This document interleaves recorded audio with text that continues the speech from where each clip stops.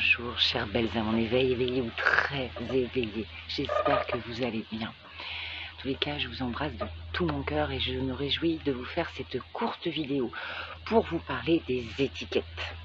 Ah, ces chères étiquettes que nous collons sur le front des uns et des autres, de ceci, de cela, bref.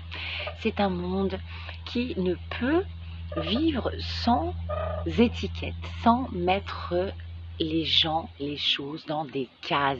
Ce monde pense qu'une étiquette va créer notre propre identité. Et justement, durant cette période de plus en plus compliquée, de plus en plus noire, enfin, du moins on a l'impression qu'elle est noire cette période, eh bien les étiquettes vont tomber. Il faut qu'elles tombent, ces étiquettes, parce que nous arrivons à un moment donné de notre vie, à une période jamais vécue, une période inédite, dans laquelle il faut prendre conscience que la seule vraie étiquette, entre guillemets, même si je n'aime pas ce mot-là, que nous puissions avoir les uns et les autres, c'est celle d'être humain. Nous sommes tous constitués pareil, d'un cœur qui bat, d'organes vitaux, de cellules, etc. Et que de coller des étiquettes sur les autres, sur ce qui nous entoure, eh bien, c'est réduire leur champ du possible. Notre essence est d'être curieux de tout, plutôt que de mettre une étiquette aux autres ou que l'on nous mette une étiquette. Eh bien, il faudrait se poser la question de savoir qu'on peut être multi-étiquette, donc multifacette, donc multi-curiosité, multi-expérience. Et c'est surtout ça, notre vie est faite d'expériences. On évolue toujours, on peut toujours changer. On n'est pas figé dans une seule, unique identité. Alors, un premier exemple tout bête, on identifie les gens par rapport à leur profession.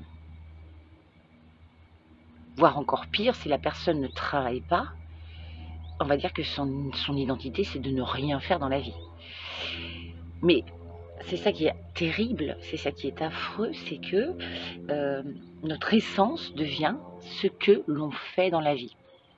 Alors quand on le fait avec passion, ça résonne plus avec notre propre moi, mais quand on est obligé de faire un travail alimentaire, on n'est pas, notre essence n'est pas, notre identité n'est pas le métier que l'on exerce. Vous avez dû déjà le constater de nombreuses fois. Dans les grandes surfaces, le regard dédaigneux de certaines personnes face à des caissières ou techniciennes de caisse, on les appelle maintenant, pour faire style qu'elles sont mieux considérées. Non, pas du tout. Eh bien, vous voyez, ça, c'est typiquement humain. C'est le propre de l'homme de, alors pas tous bien évidemment, mais beaucoup de juger suivant les apparences, suivant la profession, suivant le comportement. On devient ce que les gens pensent de nous. Donc c'est extrêmement réducteur. Alors, pour vous donner un exemple personnel, moi, j'ai choisi d'exercer le métier de comédienne parce que c'est un métier qui m'anime profondément, que j'exerce avec foi, avec amour, avec passion. Et parallèlement, je me suis formée à des techniques énergétiques, puisque depuis toute petite, le magnétisme fait partie de ma vie, fait partie de mon entourage, ma maman, ma sœur, enfin on est tout un petit peu là-dedans. Mais j'ai voulu creuser, parce que ça m'attire, parce que je suis curieuse, parce que j'aime ça.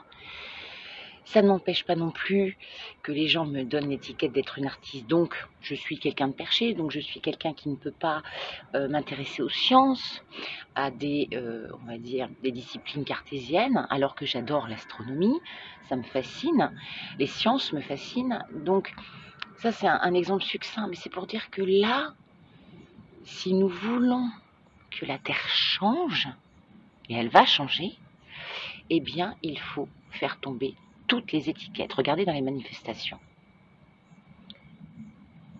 On va vous dire dans les médias, oh il y avait des enseignants, il y avait des médecins, il y avait des, tel corps de métier, tous réunis. Eh bien, c'est pas ça qu'il faut dire, c'est qu'on s'en fiche que des enseignants se mêlent à des gens, on va dire des gens qui travaillent à l'usine, des gens qui travaillent dans le médical, des gens qui travaillent dans des travaux publics, etc., etc. On n'en a rien à fiche. Ce n'est pas ça qui fait leur identité. Ce qui fait la beauté d'une manifestation, la beauté d'un rassemblement, c'est cette communion d'humains qui sont tous semblables. Au moment où on manifeste, au moment où on se réunit, on a tous notre cœur qui bat. On a tous notre sang qui circule dans les veines. Et donc pour conclure avec tout ça, c'est qu'en ce moment, suivant les choix que l'on fait, on nous met une étiquette. Et cette étiquette, on la vérifie dans les bars, dans les restaurants, dans tout ça. Et je trouve ça d'une absurdité, d'une dinguerie, entre guillemets, complètement folle. Nos choix ne peuvent pas être étiquetés.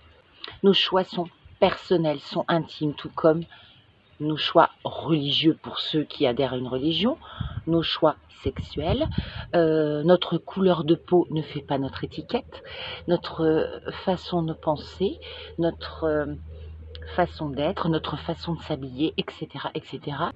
Les domaines sont infinis, mais vraiment, croyons en cette nouvelle terre qui arrivera et qui fera tomber toutes les étiquettes.